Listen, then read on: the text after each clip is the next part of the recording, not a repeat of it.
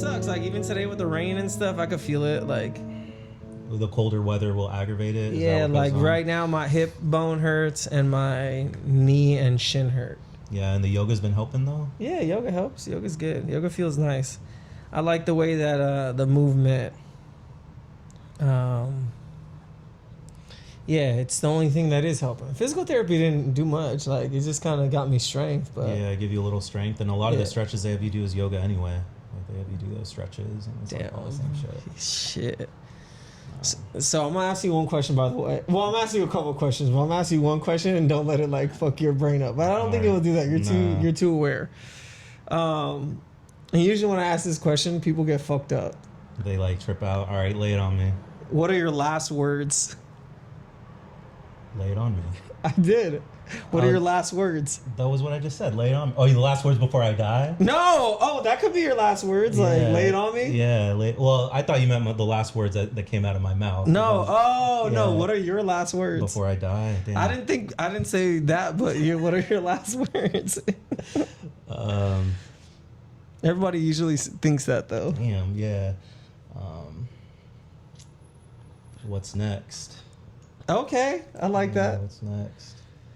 What's next? Like, see, I want to live forever in some kind of capacity. So, like, whenever something feels like it's the last, it's almost like the beginning of something different. You know? I think of it that way. It's like turning the page to a new chapter for a book that I don't ever want to end. You know? I want to live forever. Like a series of books where the pages end and you're like, oh, there was another book that starts. Yeah, there's a round 2, you know. That's interesting. Yeah. What are your last words? What would you My say? last words? Oh, that's no one's ever asked me it back. My last words would just be live it. Live it. Yeah. Just live it, you know? That's a good message for the world, right? To hear that. Yeah. Well, it's like my friend asked me once, is it love or is it live? And I said, well, you can't love if you're not living. So you got to live. You know, she was like, oh, I just think it's love. And I was like, all right, cool. You could think that. You're not going to change my opinion. Like, yeah, it's live. But you can't love without living. You got to live. Yeah. People can love after they're not living, and like that's cool, but it doesn't grow. It's just it is what it is. Yeah, so live it. And it's interesting that you said about I want to live forever, because the way I make music, like in terms of like curating playlists, I make them so that every single one of them can bleed into the next. So they're all stories, essentially, that its last song could go into another playlist. Oh, that's cool. So the playlists are just like infinite chapters that just keep and they're all different genres of music, but there is a key that they could be in that go into the next style. Yeah, I get you.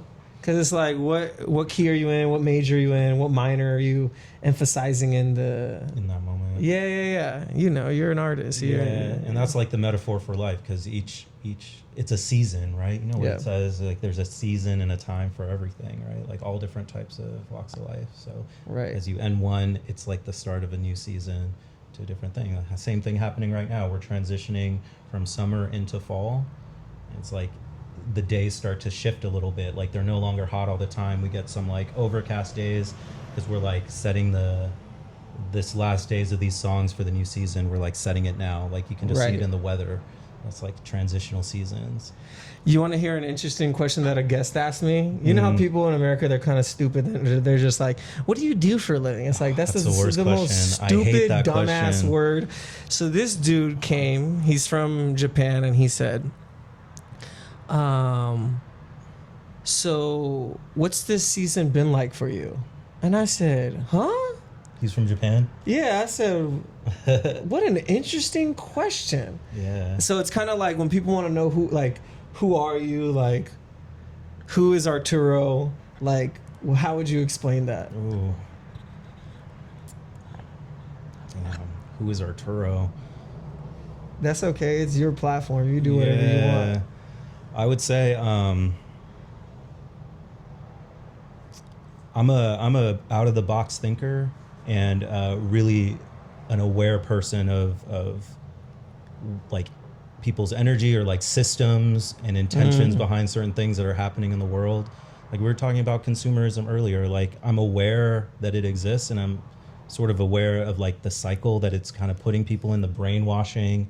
And I find that like I'm always in this position where I'm trying to detach myself from the programming and brainwashing that's been fed to me, because I started to realize it, you know what I mean? So I would say like I challenge, like the type of person I am is like I like to challenge like thought patterns. I'm really curious. And like to think like out of the box. Like just because someone tells me this is the way it is, like that might not be the way it is. You know what I mean? Like, I mean, your hair is growing out, so you are anti-establishment I right am now. to some degree, yeah. Yeah, you know. You know, I worked at Amazon for 6 years, bro, and like that shit taught me what being a cog is all about. And that was not my life, and I saw that bullshit. It took me 6 years to realize it, but I had to step away to like chase my own calling, to give myself time back, right? Give myself time back to pursue my dreams. Right. Because that corporate America, 40 hours a week, that's not going to give you that. It's designed to keep you from doing those things. Right. Well, and it's kind of like when we met at the Y, like we were, I mean, if you think about us teaching kids, we were already in the space of like being in that creative nature, you know, and like if this thing is designed to not allow you to do that, like I think as men we're supposed to like lead and teach and like do all those things, you know, and like you can even touch on what you're learning in the new process of you being this yoga teacher, you know, but like even that system, like being a cog in the system of Apple, you know, like I did every single role that you can think of in the means of like supporting people. And yeah, you are a cog. Like it's never enough. Like they're just going to oil you up enough so that you can have the wheels keep moving. But reality is you can't like you can't spend time with someone to teach them something else. You know what I mean? It's like, how do I have you be able to grow instead of you being dependent? Ooh, yeah, exactly. That's the difference. That's that capitalism. They want to teach you to be dependent on them instead of like how to grow. You need me. Yeah, exactly. See, that's that fucked up shit, man. Like, because they do it because they want to keep this power. They want to keep this. They want us to be like cogs. Yeah, that's what they want.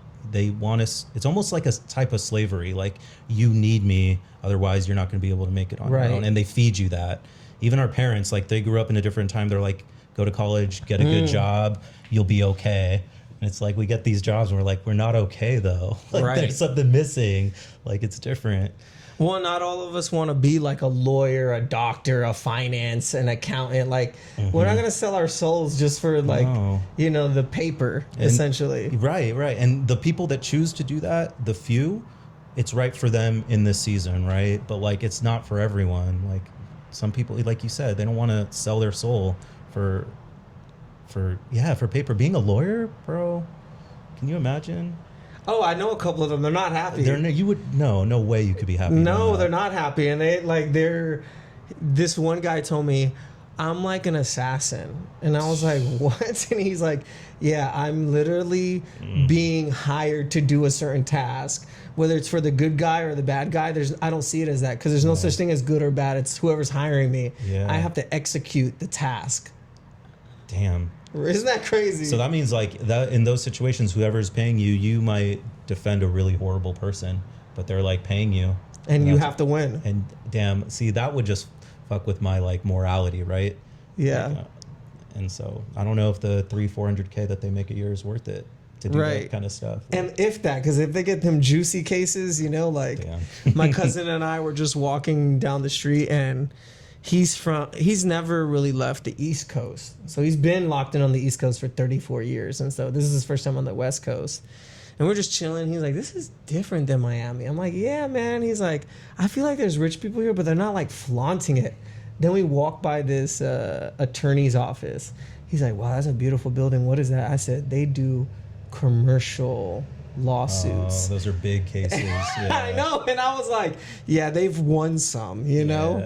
multi-million-dollar cases. Right. Like full on patent wars, you know? Yeah. So I hear you in the seasons and whatnot, because even the space that you're in now, like, would you say now that you're like approaching 40 that you feel obligated to be anti-establishment or with the establishment? Because I have a friend that's almost 40 and they're still in the establishment and it's killing them. No, I can't. Anti-establishment 100%. There comes a point where you realize when you're in the establishment, you're giving, let's say it's 40, 50 hours a week to an establishment, and then you ask yourself, like, am I giving myself 40, 50 hours a week to pursue my passions, to just live life, to just exist, instead of feeling like I have to produce for someone else, like produce for myself? And if I'm not, damn, there's some really bad imbalance there. So I've given a lot of my time to these establishments, and I realize time, I don't know when I'm gonna go. I could go tomorrow, right? So like starting to give myself time and separate myself from the establishment, I feel like the only way to like happiness and freedom comes from the happiness, you know what I mean? And I think a lot of these people that are in these jobs for the establishment, they say they're happy. Are they though? Or are they just trying to say, they're just trying to say. Absolutely not, because I see them here Friday night, Saturday, and Sunday. You know what happens? All these people off on the weekend, they look absolutely upset because it's going to end.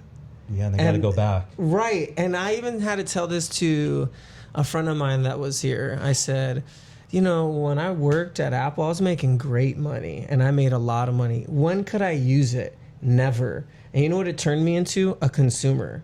It literally turned me into a consumer, because I would consider myself a minimalist before. Like, I was not trying to like own anything or have anything. And like, then I had a roommate that was even worse than I was. So like, it just hypertension, you know? And you get to a point where you're making all this money and you're like, what do I do with it? And you're around people who are in the same mindset. So it's like, yeah, you want the new shoes. Yeah, I want the extra one more chain or like whatever it is. It's like, yeah, I want the newest iPhone, because it's like they're all doing it. Yeah, and everyone around you. Is, and it's like, it doesn't teach you, like, their God is money at the end of the day. Like, money is their God and their religion is consumerism.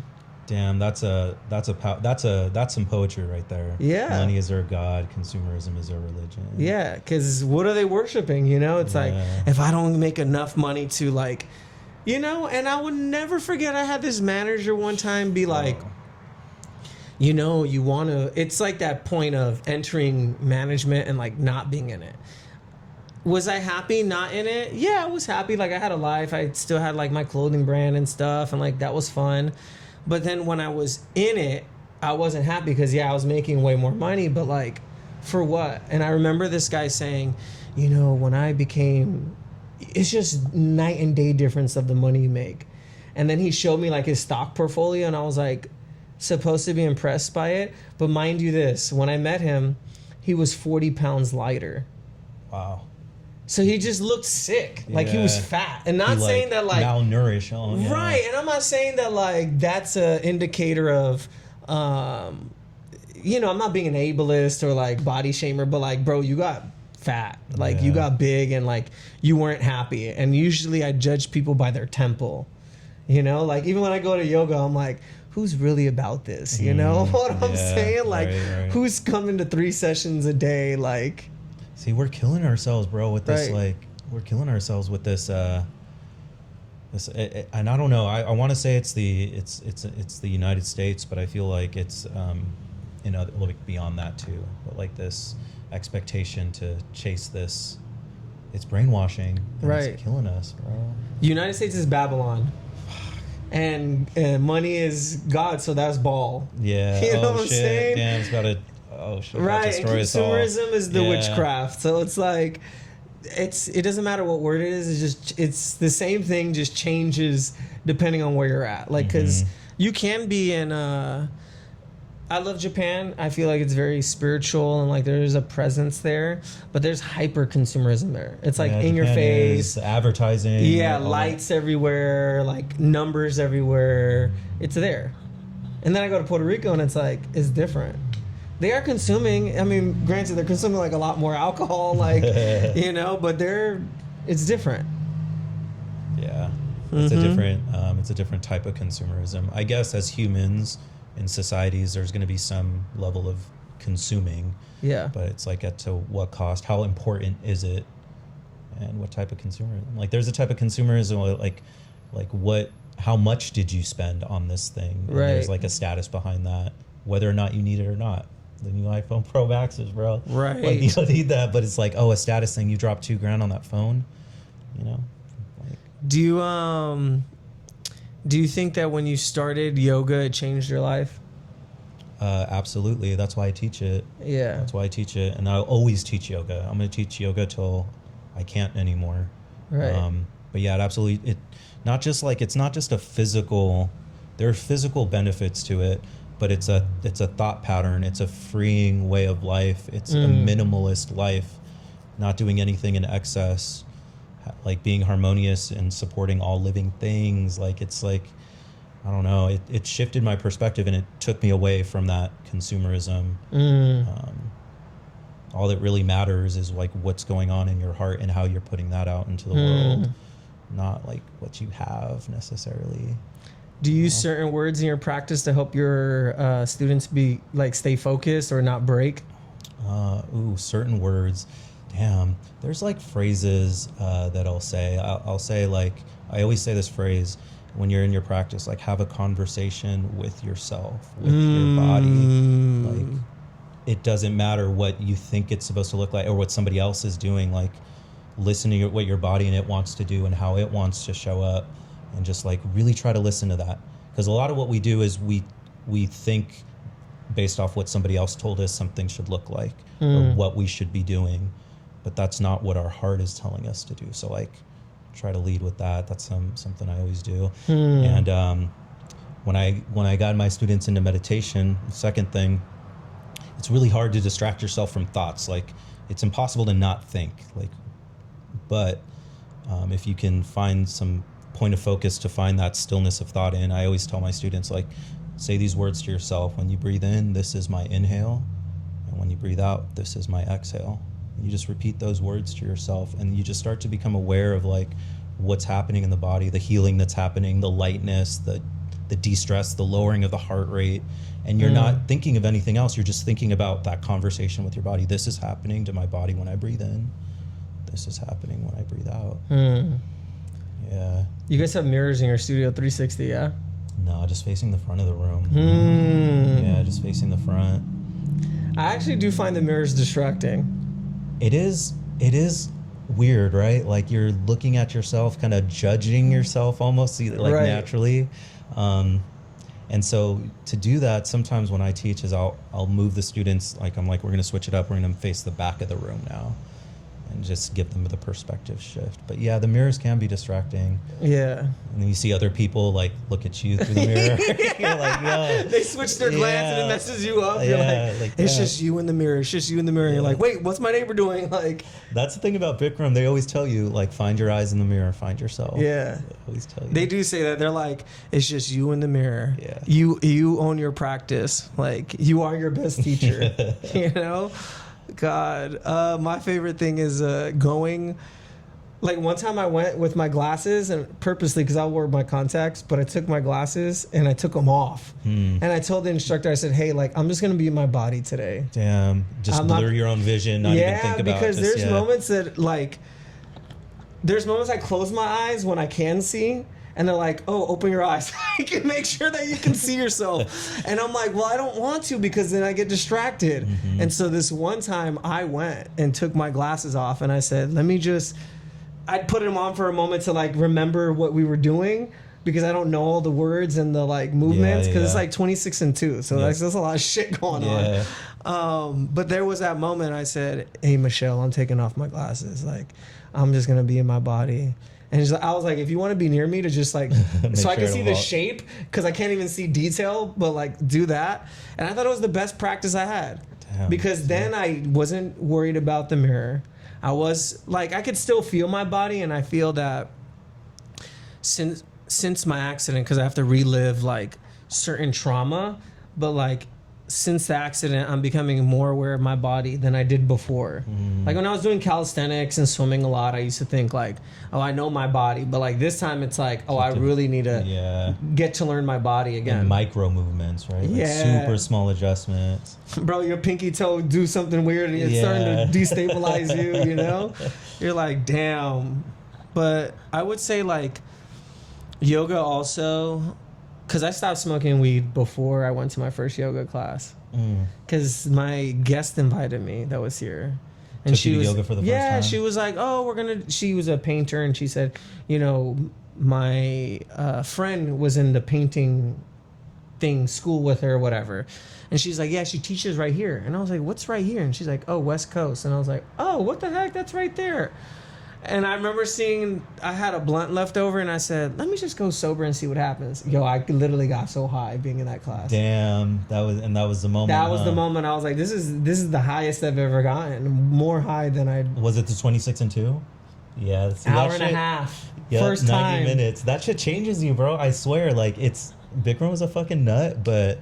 That practice, man, is like, it's special. There are certain aspects of it that you're like, you have to battle. Like, there have been moments where my water's empty and I'm like, we only have, 6 more moves. Like, should I go out and get my water? No, but then like, the pressure comes on. It's like, well, you are hot. Like, go outside. It's okay for a moment. No one's going to judge you. And then I'm like, no, I need to stay in. Like, there's a constant battle, like, more so than I would say any physical activity that I've ever done. Like, yeah, especially Bikram.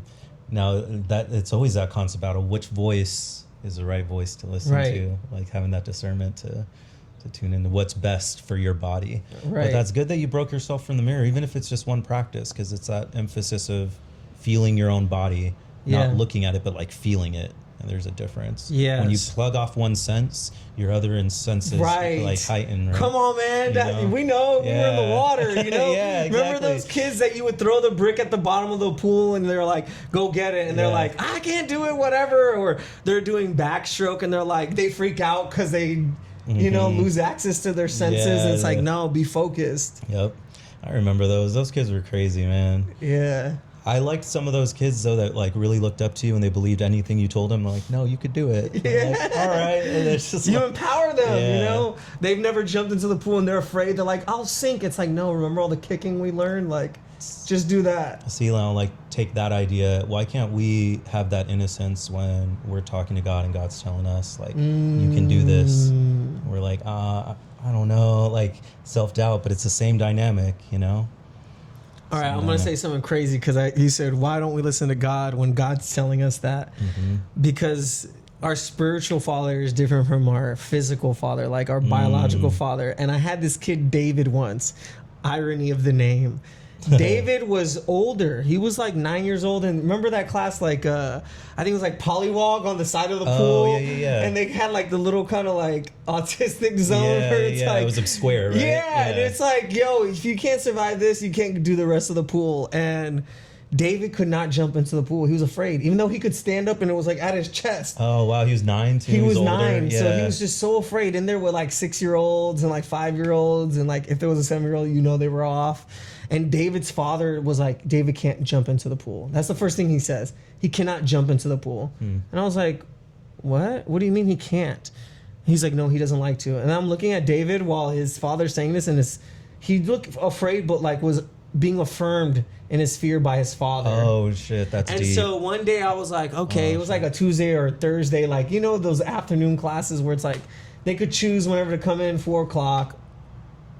I said, we're going to the deep end. I think this dude's jumping in the pool and can stand up, and he's never felt the water immerse him. So I'm swimming to the other side, and I see David's father on the glass mirror just like pressed. Yeah, like what's going to happen to my son? Yeah. And I said, no, we're all going to walk to the deep end. Come on. And I go over there, and I'm treading water. And I remember telling Joseph, just keep an eye out. Like, we're fine, but like, I got this. And so David's like looking. He's going like this, looking, and he's looking for his father, looking at him in the glass. And then Dad's like standing up, like ready to come in and save him. And I said, chill, bro. Yeah, see, that dad is creating those fears. Right. And I told him, like you said, they believe anything we say. I said, David, look at me. And he's like, okay. I'm like, no, look at me. You're going to jump in. the water's gonna splash you. You'll be okay. But remember, kick your feet. You know, and I used to sum up with Dory used to say to Nemo, just keep swimming. So I used to tell him, just keep kicking. And so he's on the edge, and I said, come on, jump. And I did not tell them this part. I tricked them. I used to like drop my hands. So I'll be treading water, and I drop my hands because there was this false sense of like security. But like the minute they hit the water, I would only put my hands there if I see them sinking. So he jumped in, sank a little bit, started kicking. He's like, and I said, just kick, you're good. And he's like, and I grabbed them, you know, when we used to do the move behind their head. And I held him there, and I said, look, and I forced it up. Like I put a little bit more force on it. And he was like, oh, and I said, right, you're good, right? And he's like, yeah, I like that. And I was like, yeah, see? Then I walked him back over, and then the dad mellowed out, and I was like, see, I told you. It was your fear that you installed in him. You know, and so, yeah, I hear you. Like, I think our physical father is not the same as our spiritual father. Yes. Right. You know, the fears of men have destroyed us as a society. Like, they're the ones that put spells on us. Yeah, because we come into this world like innocent, right? Yes. Like more in tune, and then we get fed this stuff from our physical fathers and mothers or people, man. Yeah. And then that creates these fears that might not need to be there, right? Yeah. Damn, bro. So like how and maybe this is why I like yoga, because I feel like it, for me, the way I practice and the way that I set my focus is it like gets me in more unity with myself. And I believe like God's living within me. And the world is out here, and the world feeds me stuff that influences, but like God's never left inside of me. So I'm trying to detach from that, what's being fed to me, and tune more within myself to like hear that voice. And that gives me just like more discernment, like more of a sure path to doing what I'm supposed to be doing and living how I'm supposed to live. And I believe this is why, like, so there's like a couple of layers here I'm going to share. So, because the way that the scriptures fall, they fall in a certain order, right? So like Jesus said, you know, the kingdom of God is within you. That's one. Two, he said, I and the Father are one. No one comes to the Father except through me. Well, why would he say that? Because essentially he is saying, if he's the perfect lamb and he's not touched, because when God came into this earth, he was supposed to undo all the things that men was already saying. So he's undoing what men's saying, and they're like, no, he's not saying the truth, we're saying the truth. It's like, oh, okay, but like it's the opposite of what you're saying. Yeah. So he was already defragmenting these structures, which we're dealing still with today. But people were foolish. They already had their chance. You know, it's like this old black guy said, he's like, you know, Jesus already came here and y'all messed up. And I was like, huh? Yeah, he's we like, already had a chance, huh? You already had a chance and you messed up. Think about it. Y'all waiting for a second chance, and we already have it. We had it. It's still here. But you guys are still waiting like, oh, you know, one day we will all know. It's within you. So deconstruct that first and operate against it. It's like what you said earlier when I was telling you about the phone and like, you know, consuming that negativity and like, it's already like putting pressure on people. Like, I'm not immersed in no talk about who recently died, who's getting genocide. I can't do that because selfishly, my neighbor told me this the other day. Her name's Georgia. She lives down the street. I said hi to her, whatever, and we were cool. And like, she's like, you know, no one has ever said hi to me. And I said, no one, Georgia? She's like, no. These people that live over here, over there, across the street, they don't say hi to me. And I've lived in front of them for 40 years. What? Really? Yeah. And then the other day, this guy's riding his bike and he like monkeyed around with it, messed it up, and like did something to the seat. And I just walked by him and I just, you know, said a joke to him. I said, hey, your seat okay? It looks a little lifted, you know, you losing some height. And he laughed. He's like, no, I had a spine injury and like I had to like change it because all these e-bikes are meant for you to like ride low, and it hurts my back. That's the other part of my accident. My speech is a little bit off. Gotcha. And then Tucker went up to him and started sniffing him. He's like, this is a nice dog. I said, yeah. And I said, he's cool. Like, some people don't like him because he's a pit. And he's like, you know, my kids forced me to get a dog once, and then it ended up being a divorce. I was like, oh my God. And then I'm leaving, and I said, can I ask you, what's your name? He's like, I'm Mike. I was like, I'm Aaron. He's like, you live here? I said, yeah, I've lived up the street for 10 years. And he's like, dang. He's like, I don't say hi much, but like, if you say hi to me, I will. He's like, I'm just kind of a shy guy. And I said, perfect. That's it. Like, he himself is like trying to undo this stuff. He's aware and he's recognizes he's trying to like, I like that. But how can you be aware if you always have this thing in your hand? You know, you're always going like this. Yeah. You know? You literally are, literally tuning into somebody else's programming. Yeah, that's... Look, mirror, mirror on the wall, who's the fairest of them all? And I always tell people this. I'm like, you're looking at a mirror in your hand all day long. You're looking at the rock all day long. It's right there. Yeah, wow. You know, it's when you look at it. You know, like, the rock is supposed to break you. Like, okay, but how can you be broken when it's already in pieces in your hand? Yeah. Molded. Yeah, it's molded into a controller. And that's what people don't want to undo. Damn. That's some deprogramming. And they've been programming us for a minute, right? I mean, hey, all this technology existed before. We're just getting the privilege of using it now. Using it in different ways. Yeah. Different ways and different waves. Yeah. Right. You know? On some hippie shit. Yeah. Damn. What time is it? Should I see if there's a yoga class right now? Yeah, if there is. I got to be at the Apple store at 5. Oh, okay. That's a cute photo of you two. Yeah, isn't that a cute picture? Yeah, that's a really good photo. Yeah. You think you're going to marry her? I hope so. We got to work towards it. Yeah. You know, we got to work towards it. Because right now, if we were to get married tomorrow, we'd probably make it work. But there's things we got to, like, really talk about, like big decision things. We haven't been together that long. But, like, how do we view money? How do we want to approach money? Yeah. I think there's a difference in some of our thoughts there. She goes back and forth, you know. Sometimes she's like less consumeristic. Sometimes she's not. But you know how many pairs of shoes she has, or no? No, can't count. Is it a lot? Yeah, she got a whole closet. Yeah, you know? It's hard. Yeah, but she used to work in retail, so that is hard. I get that. I like clothing. I know. There's times that I'm just going to go in that closet and be like, I don't need these 20 pairs of pants. I know. I remember you telling me why you kind of got out of clothing. I really liked your brand though. I got out of clothing because, and there's this woman on Instagram that deconstructs brands, but like, one, the wholesalers were all, they knew what business they were in. They wanted to make a buck. Mm-hmm. And at the time I was doing it, they weren't like that. They gave you a fair deal. The second thing is the material. Like when I really started reading the Bible and it was talking about like material of things and like just the function of that and like how it like can take away from you. Like we're mostly wearing plastic. Most of us are wearing plastic nowadays.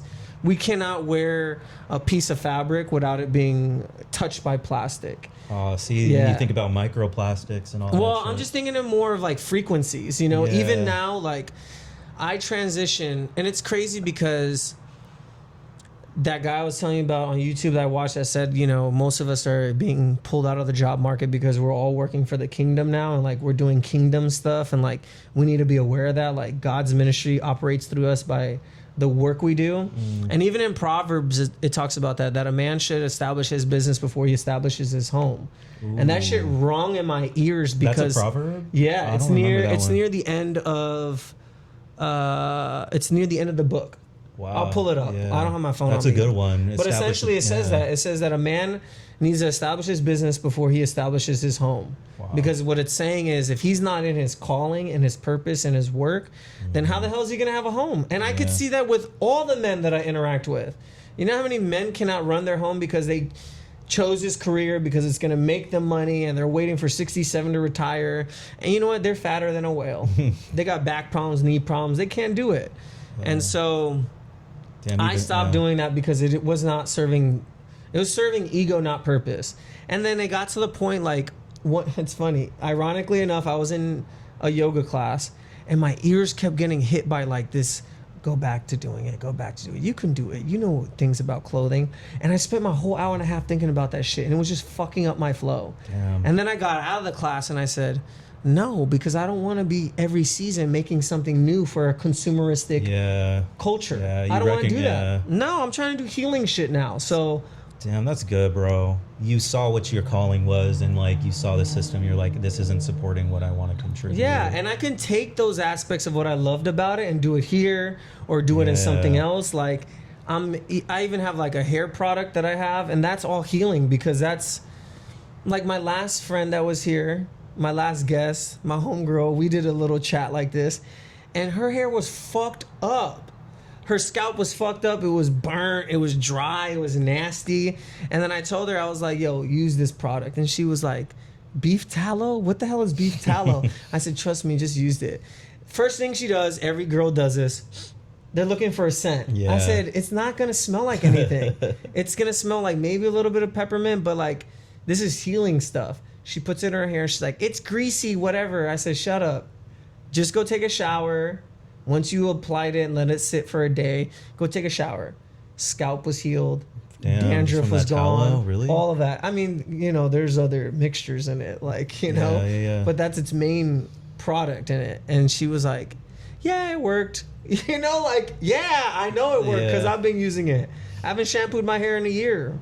Really? You just natural like that? Yeah, I'll give you some before you leave for your hair. Get some of that product, bro. It'll help your hair grow too. Yeah. Cool. Yeah. I know we got that widow's peak shit, you know? Bro, a little bit. Yeah, it's okay. It's in our genomes. That's when the Spanish were conquering the Puerto Ricans, you know? Yeah. I low-key like the hair, though. Yeah, it's good. You shouldn't... And funny, people like, you know, you and I, they can never guess what we are. No, they don't. And that's good. We need to be, like, racially ambiguous. Because then when the world ends, we're able to move. We'll go wherever. Yeah, there's a reason why our ancestors were able to bring us to this moment, you know? Yep. Survived. That's it, man. We don't need to look like everybody else. No, that's what makes people beautiful. And it trips out because you look at some animals and like cows or something. You like look at them; they look identical, but like no person really looks like identical. Yeah, I mean, there's certain groups, we don't need to get into them, but they they look like inbreds, you know? Oh, yeah, that's true. Yeah, you're like, oh, y'all family for sure, somehow. Oh, really close family. The Khans got around, you know. Genghis Khan was out here, you know, taking over whole continents. Yeah.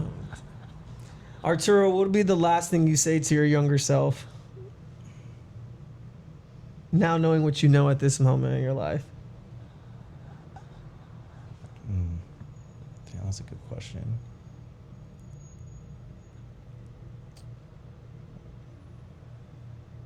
Don't wait to pursue your calling. Don't wait. You know, you think you need to, like, it's like we often wait to like thank or love ourselves until we achieve something. Like, oh, I'll be good enough when I have this much money. I'll be good enough when I have this job. I'll be able to live the life I want when I do this, and that. But you can start living the life you want and pursuing your calling and dreams. It doesn't need to wait for anybody's permission. Right. There's steps you can take towards making it happen. And so I think that's what I would tell myself. We all know what we want to do, but then we get fed programs from our parents, our physical father, and we think we got to do things to what they told us to do. And then we learn that that's not our path or our calling. And then we come back to it later, like Jesus did. I mean, he was gone. He didn't start his ministry till he was 30, right? Yeah. You know, so I would tell my younger self, like, to start doing what you feel like you want to do, and you'll be happier. Yeah. Your career's not learned right after college. No. No. You know what's a trip about college, bro? Let's think about this for a sec. Like, we go to college to do some career. Like, let's say we want to be a doctor, right? Like, go to school for 8 years, do residency for another 2, and then we become a doctor.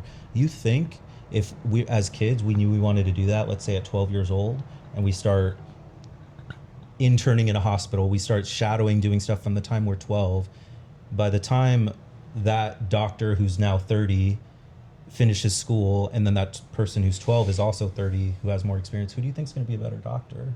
Right. The person who has the experience doing the thing. They didn't need to go get permission to have some schooling or do whatever. They just started immersing themselves in the thing.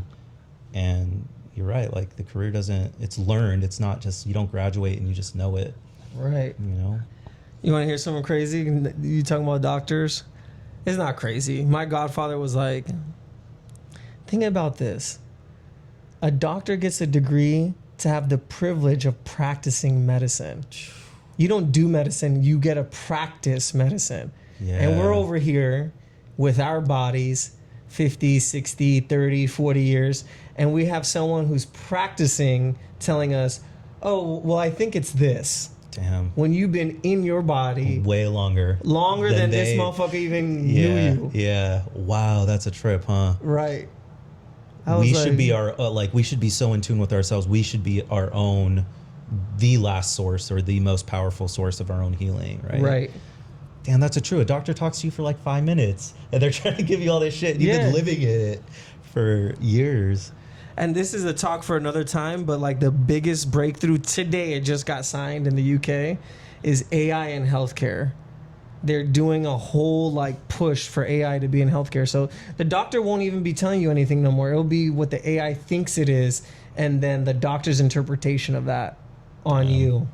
And then you got to think who made these AI programs and what their incentive was and their agenda. Right. That's some deep shit. Is it going to really be good for people, or is it going to push some agenda of the creators, what they want?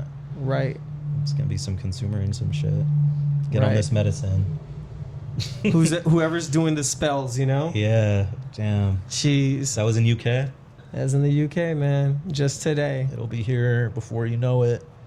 Yeah, we'll be on the island before then, or we'll be in the...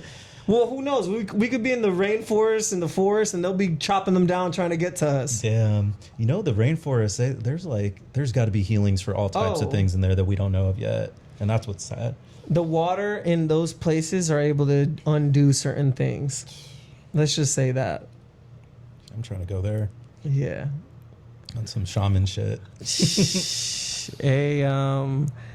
Alan Watts said that once a man establishes himself in the like world economy as a businessman and all this stuff, that he will return to the forest as a forest dweller to become that person that people seek.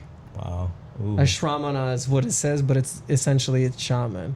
Yeah, you think that like means literally, or like more of a metaphor? English is an evil language, and it's like confusing. It is not used to heal people. It's not like other romanticized languages that like it's singing to you. It's very structured and like it's authoritarian.